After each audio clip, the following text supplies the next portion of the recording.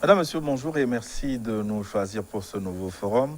Des pics, voire des noms d'oiseaux échangés entre Paris et Bamako, c'est assez rare, sinon rarissime depuis le tout peu de Sékou Touré devant de Gaulle ou les audaces de Thomas Sankara en face de Mitterrand. Preuve que les temps changent au point que le Mali veuille revendiquer le droit de regarder ailleurs, à l'est, du côté de Moscou, pour déchiffrer l'énigme de Kidal. Quel Pekadi s'esclave Paris avec menace de déguerpir le champ de bataille. Ainsi, à la croisée des chemins, quelle direction prendront finalement les nouvelles autorités maliennes, Paris ou Moscou? That is the question. Voilà donc la grande question à laquelle nous allons soumettre nos invités au forum de cette semaine. Je vous les présente. Guy Kokou Missolé est avec nous. Monsieur Misselou, bonjour. Bonjour, Monsieur Bouka. C'est un grand honneur de vous avoir sur ce plateau. C'est un plaisir qui est bien partagé. Vous êtes homme de lettres, critique littéraire. Vous exercez à l'université de Lomé notamment, mais pas seulement. Oui, bon, voilà. Peut-être que je suis un peu freelance en dehors de mes charges universitaires. Avec vous, docteur Paul Kofi-Payet. Bonjour. Bonjour Gilles. Comment allez-vous? Très bien. Vous êtes historien. Ne racontez pas des histoires. Non. Chef de département d'histoire à l'université de Lomé. Vous avez fait la diplomatie aussi. Donc le sujet malien, c'est un sujet que vous connaissez très bien. Tout à fait. Alors, on va commencer tout de suite en faisant recours à une autre puissance, notamment la Russie. Les choses se précisent. Cette semaine même, 4 hélicoptères de guerre ont été livrés à Bamako avec un arsenal de guerre dont on ne connaît pas exactement le contenu. Donc, en décidant de faire recours à une autre puissance pour ses besoins sécuritaires, est-ce que le Mali a été impatient ou Bamako est tout simplement réaliste dans la gestion de ses relations avec Paris qui était sur le terrain depuis une dizaine d'années pour combattre les djihadistes? Je commence avec vous, M. Missolé. Bon, est-ce que impatient ou réaliste? Bon, d'abord, je crois qu'il faut, capitaine, marquer un recul. Je crois que les relations entre le Mali et la Russie, ou bien URS à l'époque, ne datent pas d'aujourd'hui. N'oubliez pas les tendances progressistes de Modibo Keïta. Ouais. Donc, il y a eu toujours et cette relation. Et puis, de tout temps, des militaires de haut grade ont été formés dans les académies et de Moscou, alors d'autres pays, d'autres États de la Russie. Exactement, donc parmi même les autorités maliennes aujourd'hui, beaucoup sûr, ont été formés. Oui, ceux qui gèrent le premier ministre, c'est ceux qui gèrent la transition. Donc il y a toujours eu ça. Bon, maintenant, est-ce que c'est de la précipitation? Parce que nous apprenons que la commande des hélicoptères, ça ne date pas d'aujourd'hui. Ça date de 2020, oui. Donc là, je crois que la livraison coïncide à une situation de crise entre, en tout cas, l'armée, si on peut le dire, alors qu'on va. Mais je crois que dans les faits, bon, c'est un réalisme dans la mesure où l'armée malienne, peut-être on reviendra là-dessus, doit s'équiper. Vous voyez, bon, maintenant, tous les développements, peut-être sur lesquels nous allons venir, seront analysés à l'aune de l'actualité, des urgences et des réalités à la fois historiques et politiques. Bien sûr, l'armée malienne doit s'équiper, mais pourquoi ne choisit-elle pas son partenaire privilégié depuis plusieurs années, notamment la France? Bon, là, je ne suis pas dans le secret des dieux, mais bon, ça peut vouloir dire que le gouvernement malien veut quand même marquer ce que nous appelons à tort ou à raison et sa souveraineté dans le choix de ses partenaires. Mais quelles sont les marges de sa souveraineté? Nous ne savons pas encore, et ce qu'il en sera. Docteur Payet, est-ce que les autorités de Bamako ont tort de faire recours à une autre puissance pour gérer la situation? Bon, je ne peux pas dire à l'étape actuelle de la situation au Mali que les autorités de ce pays ont tort. Parce que si aujourd'hui le Mali fait recours à la Russie pour régler les problèmes de sécurité qui se posent dans ce pays depuis 2012, si je ne me trompe pas, cela découle de la situation elle-même. Vous voyez, nous sommes au Mali, les djihadistes voulant envahir Bamako, les Français sont intervenus. Je crois que, hormis certaines missions, les grandes missions, si on peut les compter, la France en a mis en place trois grandes missions, Serval, Épervier, Barkhane. Et en dehors de ces trois missions, de ces trois forces-là, il y a des missions parallèles qui sont là, mais la situation ne semble pas être maîtrisée jusqu'alors. Si aujourd'hui les autorités maliennes font recours à la Russie, je crois que d'abord c'est une question de souveraineté, le Mali étant un État souverain, et c'est une question de réalisme politique également, qui cache ou bien qui encombre les intérêts stratégiques et géopolitiques de l'ancienne puissance coloniale. Mais vous disiez que la situation n'est pas maîtrisée, mais est-ce que la situation est maîtrisable? On sait que le sujet terroriste est un sujet très complexe. C'est là où je suis en train de mettre quelques réserves à l'orientation que les autorités maliennes comptent donner à la situation ou bien au problème de sécurité au Mali. Parce que si vous faites un clin d'œil sur d'autres cieux qui ont connu le problème de terrorisme, et ce qui est d'actualité, c'est le cas des États-Unis. Qui ont plié bagage de l'Afghanistan. Voilà, les Américains ont mis pied en Afghanistan quand les talibans étaient au pouvoir. Ils les ont chassés pour un moment et ils repartent quand les talibans sont revenus au pouvoir pour dire que rien n'a été fait.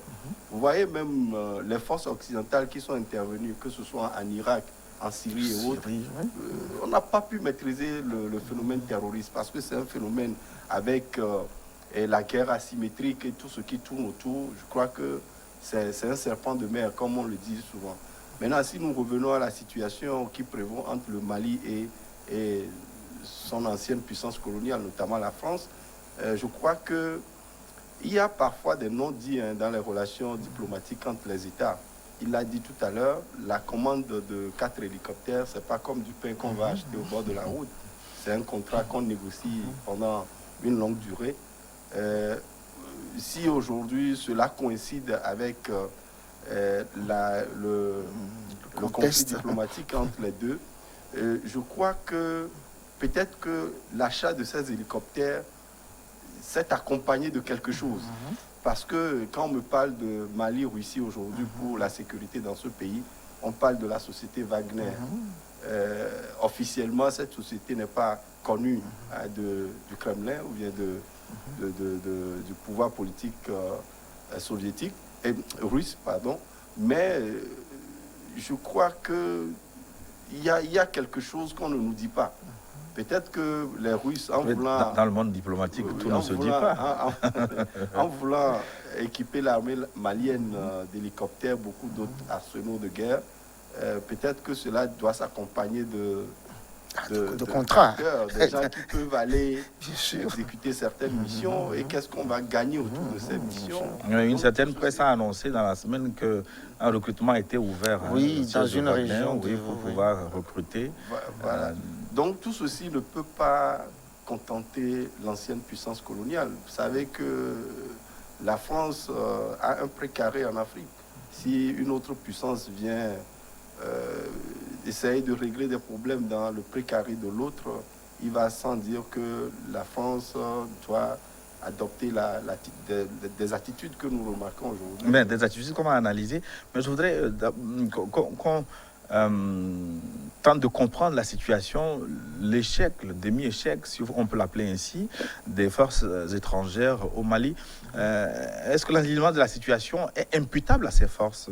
Voilà, si je peux me permettre de faire un recul.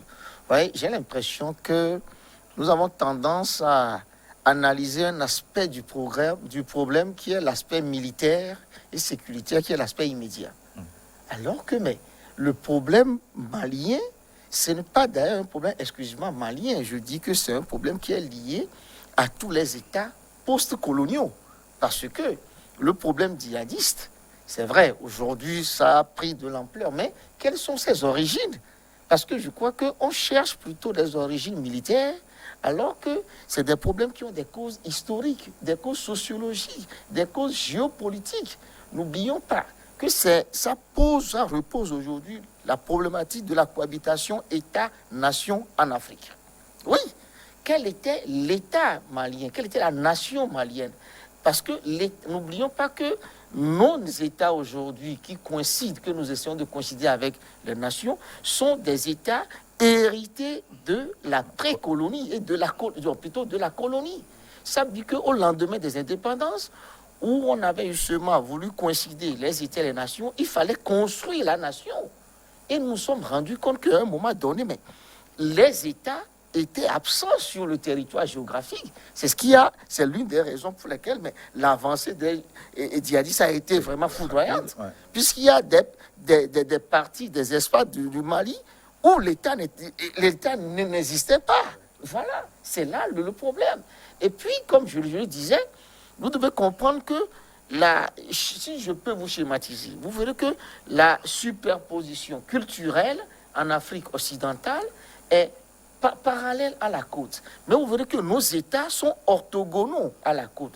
Du coup, il y a des morcellements des nationalités que je peux appeler des nationalités naturelles qu'on a forcées dans des États qui sont post-coloniaux. Donc, voilà l'une des raisons. Maintenant, comment régler ce problème? C'est vrai que l'OUA, à sa création, avait entériné justement ces frontières issues de la colonisation. Mais il fallait gérer. Il fallait observer cela. Donc, le problème militaire qui se pose aujourd'hui, on va peut-être faire la guerre pendant des années. Mais la réalité sociologique et historique, si elle n'est pas cernée, si elle n'est pas gérée, mais ce serait des remakes. Quand nous parlons tout à l'heure de ce groupe Wagner, ce que les gens oublient, c'est que la Russie n'est pas la première puissance à avoir fait recours dans ces occupations à une force de mercenaires. Les États-Unis en avaient fait avec Blackwater. Moi, je me rappelle, en Afghanistan, c'était une structure privée, Blackwater. Parfois, nous avons la mémoire courte. L'actualité fait qu'on est pris et on ne prend jamais le recul pour faire cette analyse. Parfois, même on n'a même pas de mémoire. Voilà. Et alors, justement, ce recours par les États-Unis, ça a été un échec en Afghanistan. C'était des milliards qu'on a déversés. C'était justement une force qui était paramilitaire. Il y avait les Sud-Africains, justement les nostalgies de l'apartheid. Il y avait justement des gens qui sont venus de l'extrême droite américaine. Voilà. Donc, je crois qu'il faut être froid. Comme lui, il a dit, il faut être froid lorsqu'on est dans l'analyse des relations internationales et des faits politiques. Donc, vous voulez dire que les forces internationales sont sur un terrain qu'ils ne peuvent pas maîtriser? Bon, comme il a dit, c'est une situation, le thème, il a dit, asymétrique. C'est-à-dire que jusqu'à maintenant, les interventions se faisaient dans des normes que je disais formelles. Mais les données ont changé. Parce que l'ennemi, vous ne l'identifiez pas. La stratégie même utilisée par ces djihadistes sont des stratégies asymétriques aussi. Oui. C'est-à-dire, par exemple, les bombes artisanales que ces djihadistes posent, des engins improvisés qui explosent, ça pose problème. Oui, mais en face, il y a quand même une puissance militaire. Je voulais ajouter à ce que le collègue a dit. Aujourd'hui, la situation au Mali, moi, je ne peux pas imputer ce demi-échec, comme vous l'avez appelé, aux forces internationales. D'abord, on parle de ce principe de l'État en Afrique. La question de l'État, est-ce que l'État est présent sur le territoire? On n'a pas la présence de l'État sur tout le territoire et le Mali constitue un exemple. Moi, j'ai lu pas mal de documents qui montrent que avant 2012, le Mali, après Bamako, le Mali n'existe pas. Non, c'est le grand reproche des Awadiens au gouvernement de Bamako. De Bamako, voilà. Le Mali n'existait pas dans le nord. Donc, des territoires entiers qui sont laissés à la merci des bandits, des kidnappeurs pendant un bon moment, qui sont arrivés à avoir des moyens pour constituer des groupes criminels aujourd'hui dans le nord Mali.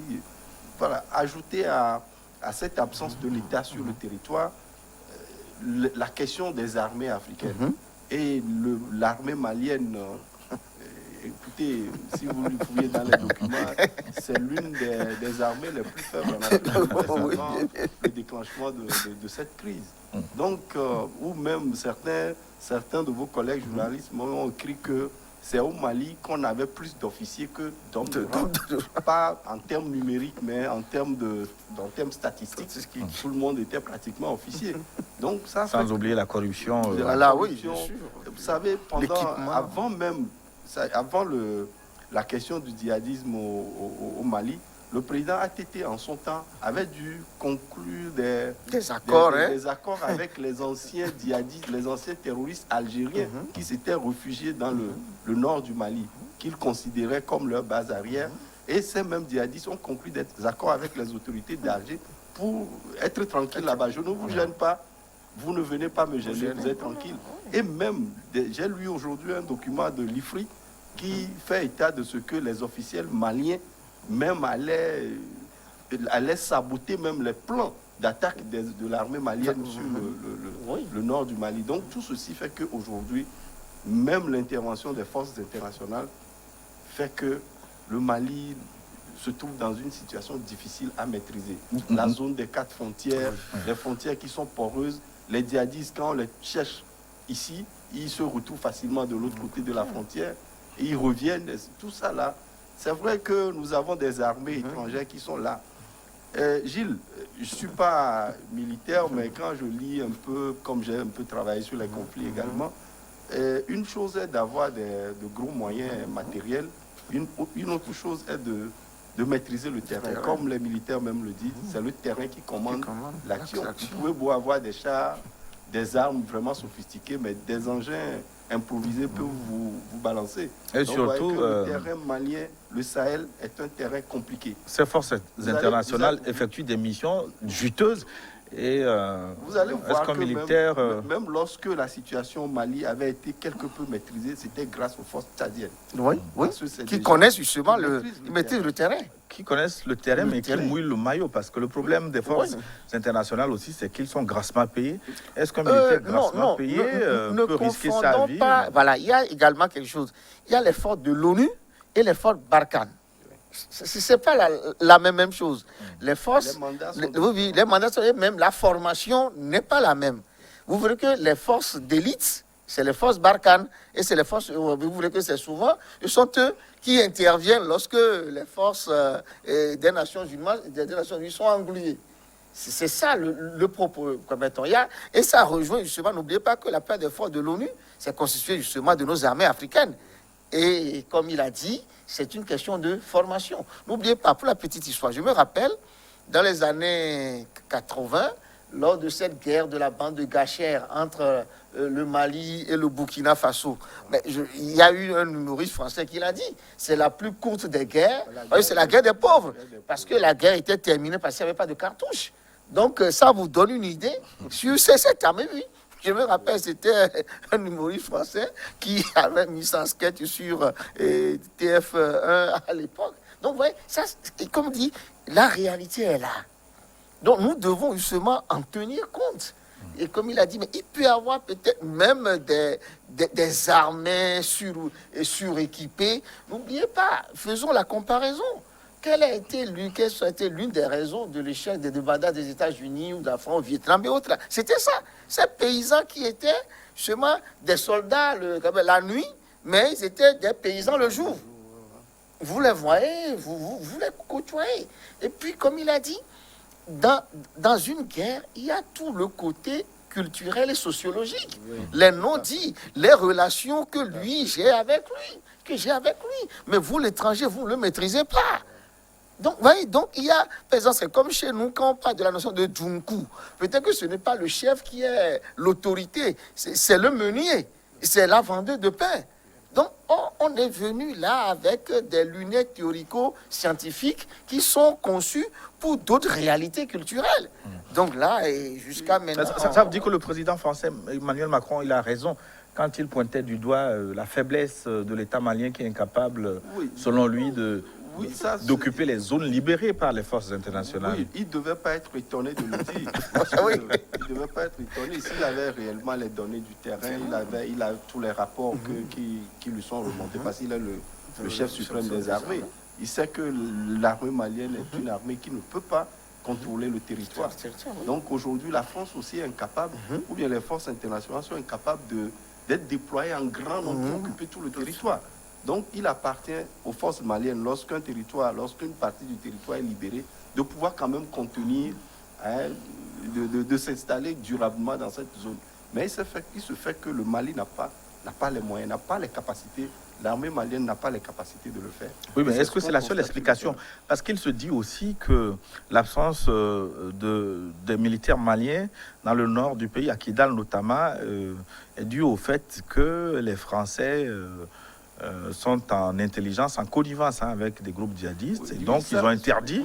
Oui, moi également, cela pose des interrogations quand même, parce qu'aujourd'hui, les Français peuvent atterrir facilement à Kidal et faire tout ce qu'ils veulent, alors que les autorités maliennes sont incapables de le faire.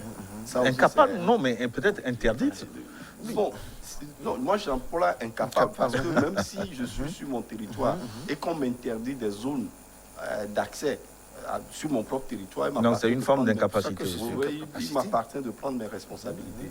Donc moi aussi ce rôle ambigu que joue la France, qui est un peu difficile à comprendre, parce que je dis difficile à comprendre, on voit des soldats français qui périssent également sur le terrain. Voilà, c'est ça le paradoxe. C'est le paradoxe, ça fait que moi, tant que je n'ai pas de preuves palpables que les Français sont en intelligence avec les djihadistes, je suis un peu réservé à avancer sur ce terrain. Parce que j'ai vu des documents qui disent que ce sont les Français qui ont construit et protégé le CMA, le groupe à qui on a confié. Oui, ça, on peut le reprocher ça à la France. Moi, dès les premières semaines de l'opération Serval, si les Français avaient pu stopper les djihadistes pour les empêcher d'aller à Bamako, pourquoi ne pas régler le cas des rebelles du MNLA, par exemple? J'ai remarqué que la France a été un peu complaisante avec le MNLA.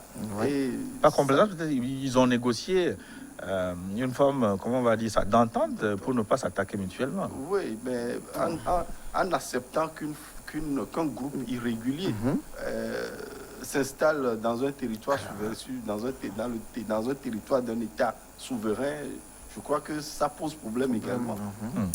Oui, bon voilà, comme il a sorti justement une phrase qui ne m'étonne pas venant de lui, puisque c'est quand même un scientifique, parce que le problème c'est quoi? Il y a justement la guerre des réseaux sociaux. C'est très important. Quand nous parlons des documents qu'on a vus ou non, mais moi je me pose toujours la question, quelle est la crédibilité? J'ai vu une image sur Facebook, un blindé léger qui transporte également de troupes. C'est un blindé léger français. Il y a des soldats français et avec justement un tas de lingots d'or. Mais je me dis, mais est-ce qu'on exploite des lingots d'or? Vous insultez mon intelligence. Non, oui, non, mais moi j'ai même dit ça à mes étudiants, que non, je vous en prie, nous vous enseignons l'esprit critique. On n'exploite pas des lingots d'or. C'est-à-dire que ouais, notre problème est réel au niveau de nos analyses, parfois à plusieurs niveaux. Hein. Il y a des niveaux très élevés. Je dis, mais ne soyons pas passionnés devant le fait. Le fait, il faut toujours le recevoir de façon froide, l'analyser et en faire un fait. Quand tu me montres ça, tu dis que c'est faux. On n'exploite pas l'or en lingots. C'est un minerai qui est exploité et qui après est transformé ailleurs. Et justement, ce sont ces documents qui témoignent des discours, je vous en prie, ahurissants et qui me font barrer. Ouais, et comme il a dit, donc, et pour revenir et pour appuyer ce que le collègue vient de dire, justement, par rapport à cette situation, moi non plus, je ne prendrai pas de position absolue du moment où je n'ai pas des éléments testimoniaux qui prouvent que réellement, il y a ceci, il y a cela. Ces éléments, vous ne les aurez jamais. Non, peut-être, non, l'histoire nous le montrera un jour. Moi, oui, il est historien. Si vraiment voilà. les faits sont avérés que on les aura un jour. Il y a des connivents, tout ça là. Et que la France exploite ces mines d'or en intelligence avec les djihadistes, certains sécessionnistes maliens. Un jour, on aura l'histoire, mais l'histoire ne meurt jamais. Elle est tenace, hein, l'histoire. Donc, on aura, mais à l'étape actuelle, moi, en tant que chercheur, en tant qu'ancien diplomate, également, je ne peux pas affirmer de façon formelle hein, que oui, la France fait ceci, cela. Et puis, il y a un aspect également, la passion de se focaliser essentiellement sur la France, mais nous amène à oublier que la France n'est pas la seule puissance européenne sur le terrain. Et encore, rares sont ceux qui savent que la majorité des informations sont données par les États-Unis. Ouais. Voilà, vous comprenez? Il y a des Estoniens. Oui, c'est-à-dire que, Le renseignement dans la zone. Le renseignement dans la zone, c'est donné par les États-Unis. Donc, vous voyez que, mais, tenez compte de tout ça. Ça veut dire que si cela s'est avéré, donc ça avait la complicité des Américains et de toutes les puissances européennes. Vous voyez, donc, moi, je dis, dépassionnons le débat lorsque nous sommes sur ce terrain. C'est ce qui fait que nous faussons toujours nos analyses et nous en venons à des solutions qui sont en porte-à-faux avec la réalité. Et la tension entre la France et le Mali, la tension a franchi un nouveau cap la semaine dernière avec le discours du Premier ministre Choguel Kokala Maïga à la tribune des Nations Unies. Il a notamment accusé la France d'abandonner le Mali en plein vol. Hein. Il fait certainement allusion à la restructuration annoncée, le départ de Barkhane et la reconstitution d'une force internationale. Alors ce qu'il a dit, est-ce que c'est une vérité amère ou simplement une provocation ou de la communication? Oui, moi, d'abord, je crois que Choguel Maïga, ses propos ne m'ont pas étonné parce que il y a cette affaire de Wagner, cette affaire avec la Russie, Wagner, tout ça là, qui couvait déjà. Donc, il fallait, comme vous l'avez dit, c'est communicationnel. Il fallait aller... Il prépare le terrain. Crever l'abcès pour que la bombe explose, pour que les choses commencent à bouger. Vous allez voir que le fait accompli. Voilà, vous allez voir il accuse son chien de rage pour pouvoir le tuer. Voilà, comme on le dit chez nous. Donc vous allez voir qu'à la suite de son intervention, les choses sont allées très rapidement. Les hélicoptères ont été livrés. Sinon, en réalité, un dirigeant de ce rang et dans cette arène-là, l'Assemblée générale des Nations Unies, ne pouvait pas dire les choses très cru de cette façon-là. Il fallait utiliser le langage diplomatique. S'il n'a pas pu le faire, ce n'est pas parce qu'il ne pouvait pas le faire. Il sait que ici, à cette occasion, c'est un langage diplomatique qu'il faut tenir. Mais s'il l'a fait, c'est parce que, comme je l'ai dit, il voulait une situation.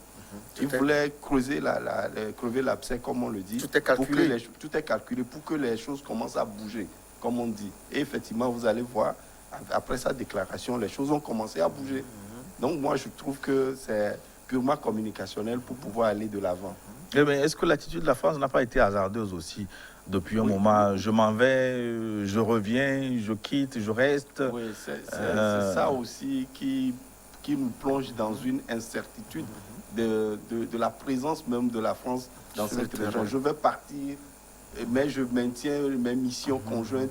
Je vais faire ci, mais Barkhane est là. Et puis, moi, ce qui m'a étonné un peu, vous allez voir que c'est dans cette situation conflictuelle avec le Mali qui veut faire avec la Russie que d'importantes victoires, la neutralisation de certains djihadistes voient le jour.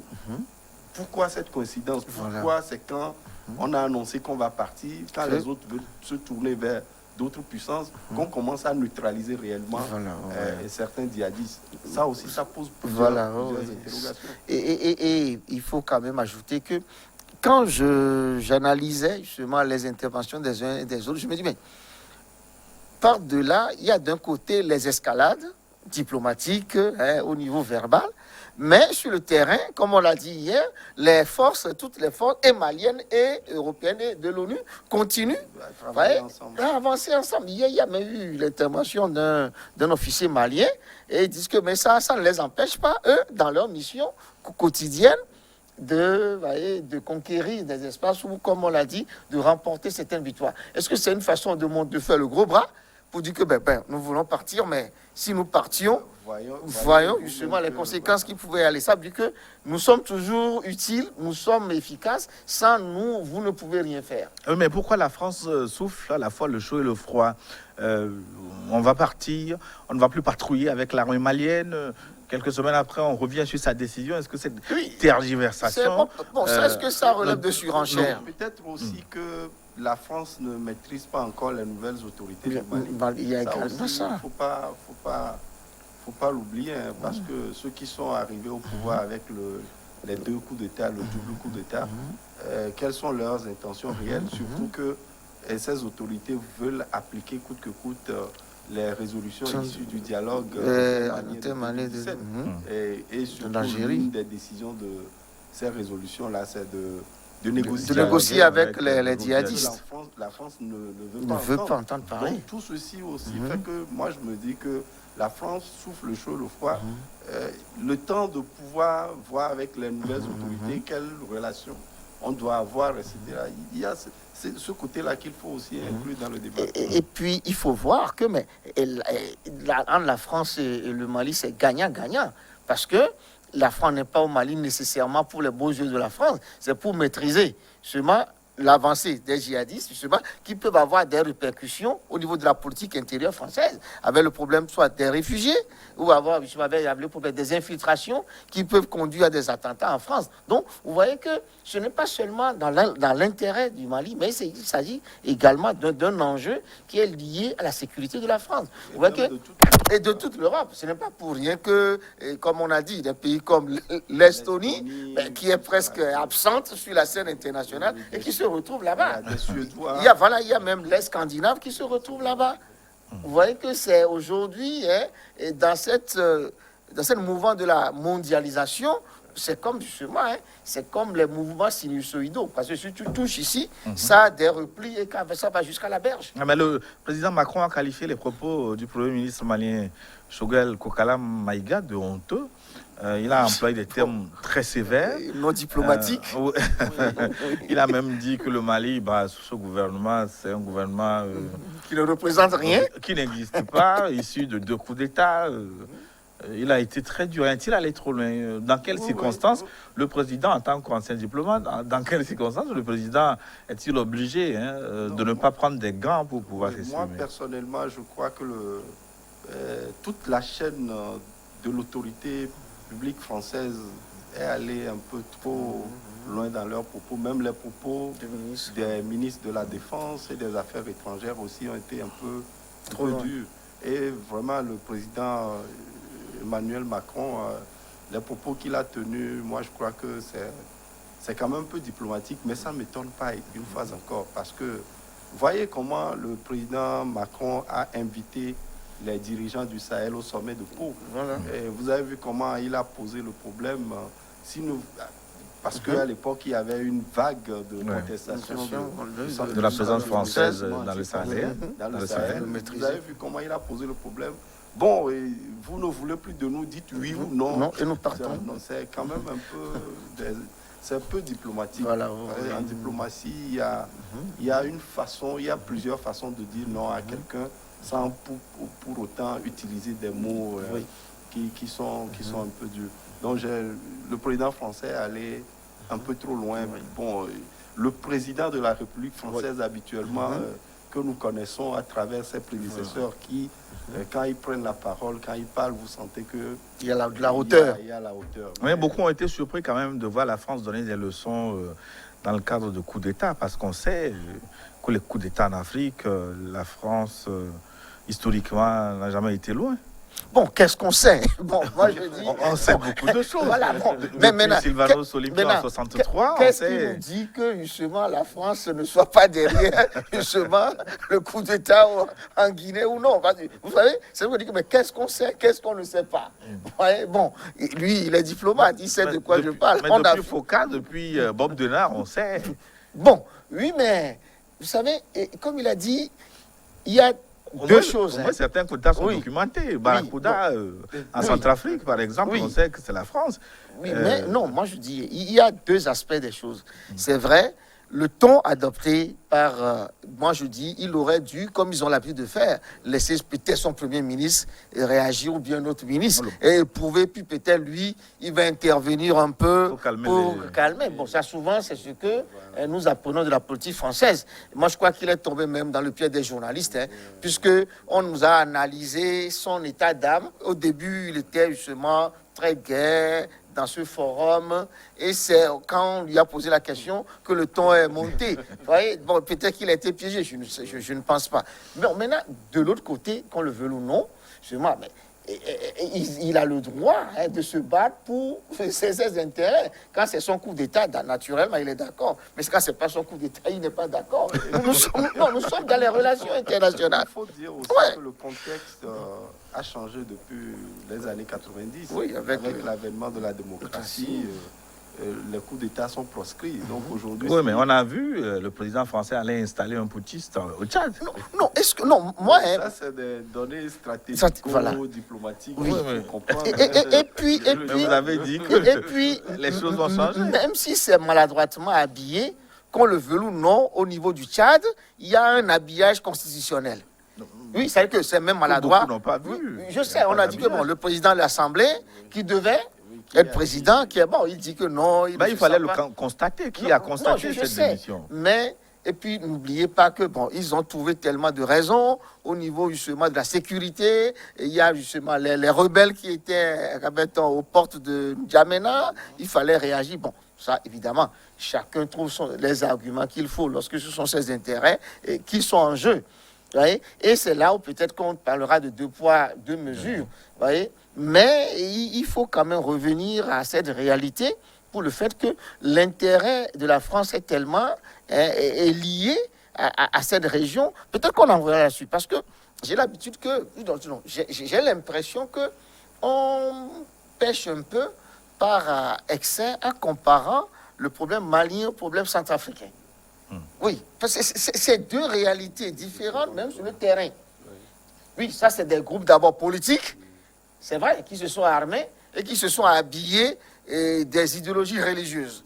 Oui, ça, les gens, ce n'est pas les musulmans, les catholiques, les chrétiens qui se battent.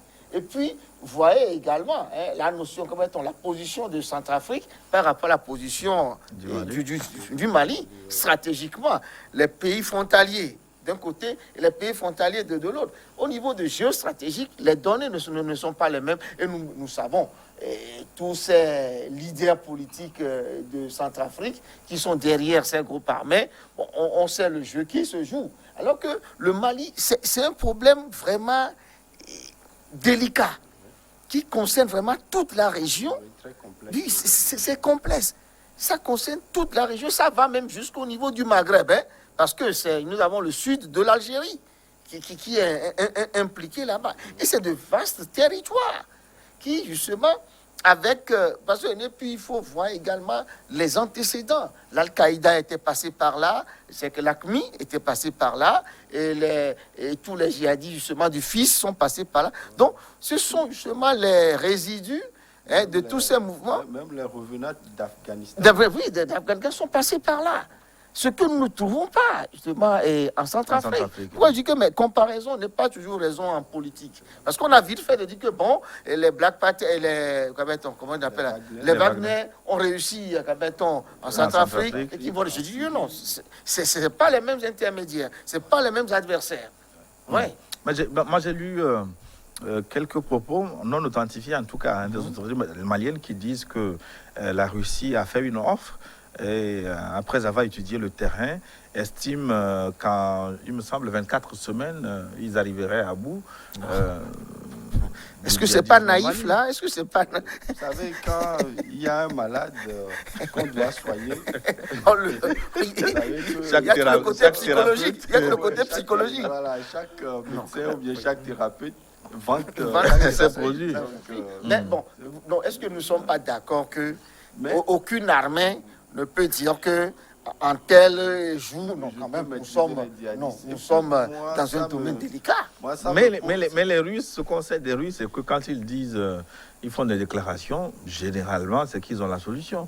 Non, il ne faut pas aller naïvement comme ça. L'histoire, nous avons des éléments historiques. Ce que moi, je voudrais aussi c'est vrai, dire, peut-être que la Russie s'est fait écraser les dents en Afghanistan aussi. Bien sûr. C'est ce que je voulais dire.